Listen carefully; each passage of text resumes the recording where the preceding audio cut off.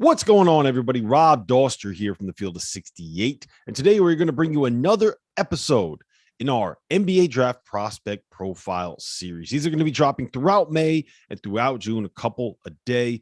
So if you do like this content, make sure you subscribe to the channel and do hit that like button. Anything that you can do to interact with these videos, it really does help the channel. It helps more people like you find this content. And since I have you here, make sure you check out our Instagram and TikTok pages. We are going to be pumping out more unique content over there throughout the spring and the summer heading into the 2022-23 college basketball season. Like, for example, did you know that Penny Hardaway was shot when he was in college?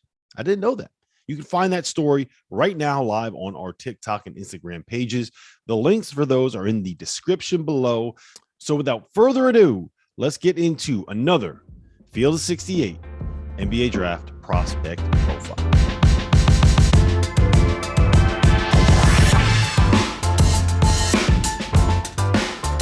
Welcome to the Field of 68 2022 NBA Draft Profiles. I'm Jeff Goodman of Stadium, here with former Clemson sharpshooter Terrence Oglesby. And we're going to break down the game of Arizona wing Ben Mathurin, T.O., who I really like. I like what he did this past year. He's a native of Montreal, of Canada. Had a good freshman year under Sean Miller. Shot the ball well, actually averaged about 11 a game. And then he exploded this past year under Tommy Lloyd and his system, averaging almost 18 points a game, 5.5 rebounds, shot 37% from three. But what I liked about him, first of all, I love the fact that he looks the part. Right. I mean, he's got that kind of wing body. He's athletic. He's skilled. And I thought he produced at big times for Arizona this past year.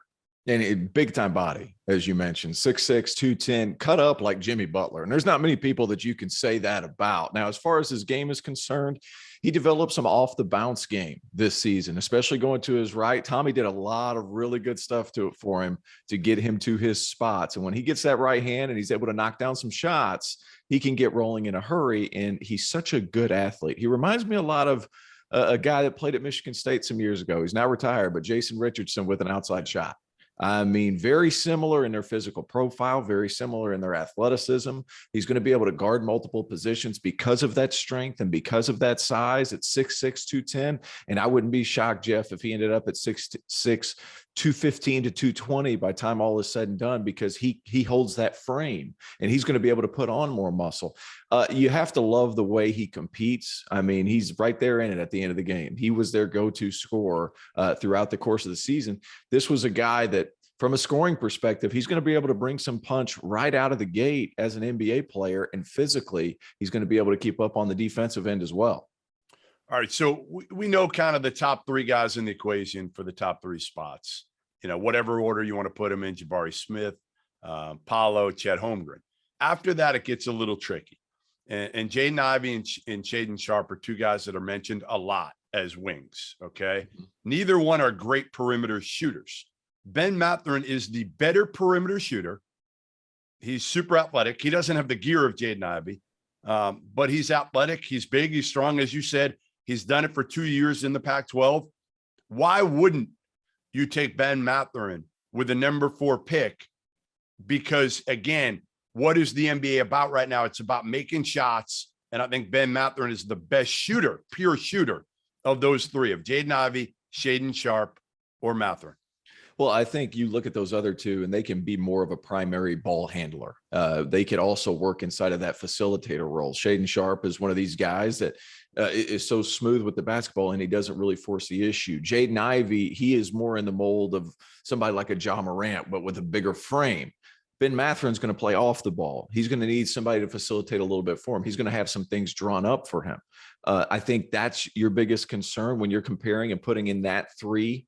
I think he's somebody that's going to be really good as a third option on a really good team. And as his career progresses, could he make the jump and be a go-to scorer? Possibly. But as of right now, when you're looking at those three, I think those Shaden Sharp and Jaden Ivey, they have the potential to be a number 1 option on a playoff team after a few years, where I think Bennedict Mathurin, it's going to be second, third option, you know, live off your instincts and your competitiveness a little bit. And then he can provide some ancillary scoring, and he can break out for that 30 to 35 point game on occasion, to where those other two can be your consistent go-tos. Yeah, as you said, I mean, the one thing, the question mark with Mathurin, well, there were two coming into the year. Is he a killer? Is he going to be a guy who shows up every game and in big moments? Number two, can he put the ball on the deck and get by guys? You knew he could shoot the ball. I think he showed he could do both. And again, is he a guy that you're going to give the ball to make a play necessarily and clear out for him and end the shot clock? Maybe not. But again, I feel like there aren't many guys, if you look at it in this draft, that are great shooters. And I think Ben Mathurin can be a 40% three-point shooter at the next level. When you do that, to me, your freshman and sophomore year in college, freshman year especially, is when you're going to struggle. And when you shoot 42 from three and then follow it up with 37, which some people may look at and say, well, 37, it's not that good. Yeah, but he was the key guy. He was the guy that they were honestly, they were planning for. They were trying to stop. And he still put up 18 points a game. I like Mathurin. I'm like you. I'm not sure I'd take him at 4. I'm saying I'd have him in the equation somewhere from that 4 to 10. I'd be shocked if he slips out of, beyond 10. I just think he's got too much skill, too much athleticism. And when you look at the body, you say to yourself, you know what? I can throw him in an NBA game today and he's going to look the part. Now, mentally, that'll be the area. I think, again, he's still got to get a little bit maybe tougher consistently. But whoever drafts him, I think they're going to understand it's not like you're going to get a guy that you're going to, cade. You're going to just give the ball to and expect him to, turn the franchise. And that's the differentiator for me when I'm looking at all these top picks in the draft. Like, who's going to be able to manufacture some offense for you? Who are you going to be able to get the ball to and say, give me a shot? Like those top 3 that you mentioned, maybe not all 3, but they have their strengths. But Jaden Ivey, he's going to be able to do that. Shaden Sharp's going to be able to do that. Paolo's going to be able to do that. Bennedict Mathurin, I think on certain nights, he's going to be able to do that. Now, to speak on his mental, I don't know the kid.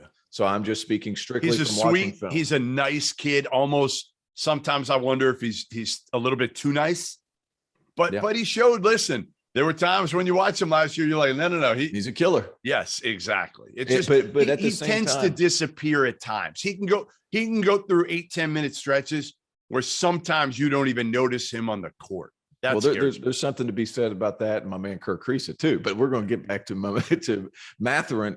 A lot of this stuff that he was able to manufacture, whether it was 1 dribble, 2 dribble, and scores, they were coming off handoffs, and where he was already gathering speed. He wasn't somebody that was creating space on his own, and that's the only thing that worries me for his long-term potential as an NBA player. That's the reason I like the Jason Richardson comparison with the ability to shoot the 3, and that's a big width part for him to be able to knock down shots at a consistent pace, at a consistent rate.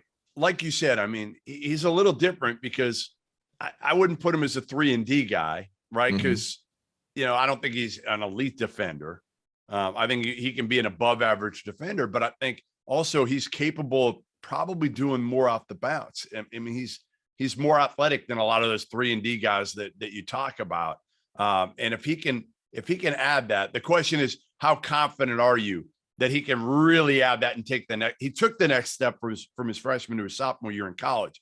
How confident are you that he could take that next step in the NBA and again be maybe a number 2 guy? I mean, I'm looking at him now and I'm saying, okay, like, he's different than a Jaylen Brown, but he's got a similar body.